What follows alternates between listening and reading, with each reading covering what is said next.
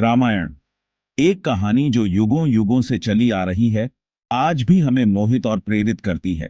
यह कहानी है राजकुमार राम, उनकी पत्नी सीता और राक्षस राजा रावण के बीच हुए महायुद्ध की। कई पीढ़ियां इस अच्छाई बनाम बुराई, धर्म बनाम अधर्म की कहानी सुनते हुए बड़ी हुई हैं। लेकिन इस साधारण सी कहानी में एक ऐसा जटिल किरदार भी है जो सही और गलत की हमारी समझ को चुनौती देता है। रावण। रावण लंका का 10 सिर वाला राक्षस राजा, जिसे अक्सर बुराई का प्रतीक माना जाता है। वो सीता का अपहरण करता, राम के मार्ग में बाधा और अंधकार का अवतार है। लेकिन क्या यही पूरी सच्चाई है? क्या रावण में उससे कहीं ज्यादा कुछ है जो दिखता है? उसके चरित्र पर गौर करने से पता चलता है कि वो एक महान बुद्धिमान व्यक्ति, शिव का परम भक्त और एक ऐसा शासक था जो अपनी प्रजा का बहुत ख्याल रखता था। रावण कोई साधारण राक्षस नहीं था। वो एक असाधारण विद्वान, वेदों का झाता और एक प्रसिद्ध संगीतकार था। राजकाज और युद्ध कला में उसका कोई मुकाबला नहीं था। वो भगवान शिव का अनन्य भक्त था, जिन्होंने उसे अपार शक्तियां भी प्रदान की थीं। एक राजा के रूप में वो अपनी प्रजा से बहुत प्यार करता था, जो उसके शासन में खुशहाल थी। उसकी लंका उसके प्रशासनिक कौशल और दूरदर्शिता का प्रमाण थी।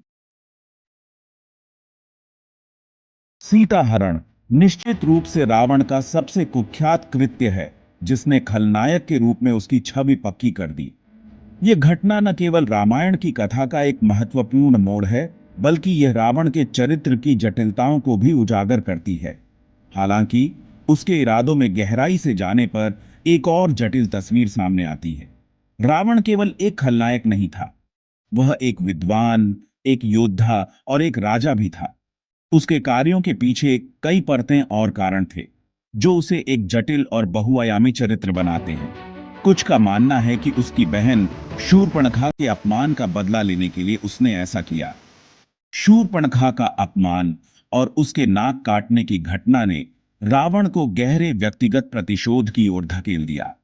अन्य लोग इसे राम पर अपना प्रभुत्व जताने के लिए एक रणनीतिक कदम मानते हैं। रावण के लिए सीता का हरण केवल व्यक्तिगत प्रतिशोध नहीं था, बल्कि यह राम के खिलाफ एक राजनीतिक और सैन्य रणनीति भी थी। सच्चाई शायद इन दोनों के बीच कहीं है, व्यक्तिगत प्रतिशोध और राजनीतिक महत्वाकांक्षा का मिश्रण। रावण के कार्यों को समझने के लिए हमें उसके जीवन के विभिन्न पहलुओं और उसके समय की सामाजिक राजनीतिक परिस्थितियों को भी समझना होगा। इस प्रकार रावण का चरित्र केवल एक खलनायक के रूप में सीमित नहीं है, बल्कि वह एक जटिल और बहुआयामी व्यक्तित्व है। Section 5 perspectives from the east south east Asian interpretations of Ravana. दिलचस्प बात यह है कि दक्षिण पूर्व एशियाई रामायणों में रावण को अलग नजरिए से देखा गया है। यहाँ की कहानियों में रावण का चित्रण केवल एक खलनायक के रूप में नहीं किया गया है, बल्कि उसे एक जटिल और बहुआयामी चरित्र के रूप में प्रस्तुत किया गया है। इन व्याख्याओं में उसे पूरी तरह से दुष्ट चरित्र के रूप में चित्रित नहीं किया गया है। इसके बजाय रावण के व्यक्तित्व के विभिन्न पहलुओं को उजागर किया गया है, जैसे कि उसकी विद्वता, उसकी वीरता और उसकी गहरी भावनाएं। सीता के प्रति उसके प्रेम, उसकी वीरता और उसकी बौद्धिक क्षमता को स्वीकार किया गया है और प्रशंसा भी की गई है। इन कहानियों में रावण को एक ऐसा व्यक्ति दिखाया गया है जो अपने परिवार और राज्य के प्रति गहरी निष्ठा रखता है। ये अलग अलग कहानियां हमें अच्छाई बनाम बुराई के सरलीकृत द्वंद्व से परे देखने और हर चरित्र की बारीकियों को समझने के लिए प्रेरित करती हैं। दक्षिण पूर्व एशिया की रामायणें हमें यह सिखाती हैं कि हर चरित्र के भीतर अच्छाई और बुराई दोनों हो सकते हैं, और यह हमारे दृष्टिकोण पर निर्भर करता है कि हम किसे अधिक महत्व देते हैं। इस प्रकार रावण का चित्रण हमें यह सोचने पर मजबूर करता है कि शायद हर कहानी में कुछ न कुछ सीखने लायक होता है, चाहे वह किसी भी दृष्टिकोण से क्यों ना हो। Section 6 The Fall of the Mighty Lessons from Ravan's Downfall। अपनी शक्ति, ज्ञान और भक्ति के बावजूद रावण का अंत राम के हाथों हुआ। उसका पतन एक कठोर याद दिलाता है कि सबसे शक्तिशाली भी अपनी कमजोरियों के आगे झुक सकता है। उसका अहंकार, अपनी इच्छाओं को नियंत्रित करने में असमर्थता और धर्म के प्रति उसकी अवहेलना ही उसके पतन का कारण बनी। रामायण हमें याद दिलाती है कि असली ताकत सिर्फ शारीरिक शक्ति में नहीं, बल्कि नैतिक धार्मिकता में है। Section 7. The duality of man examining Ravan's virtues and flaws. Ravan का चरित्र हम सभी के भीतर मौजूद दोहरेपन का प्रतीक है। वो महान गुणों वाला व्यक्ति था, प्रेम, भक्ति और बौद्धिक प्रतिभा से भरपूर। फिर भी वो अपनी कमजोरियों, अहंकार, वासना और बदले की प्यास से ग्रस्त था। उसकी कहानी एक सशक्त अनुस्मारक है कि हम में से सबसे धर्मी भी अपनी बुरी प्रवृत्तियों से प्रभावित हो सकते हैं। सेक्शन 8. कंक्लूजन, विलेन और misunderstood king, Ravan's lasting legacy.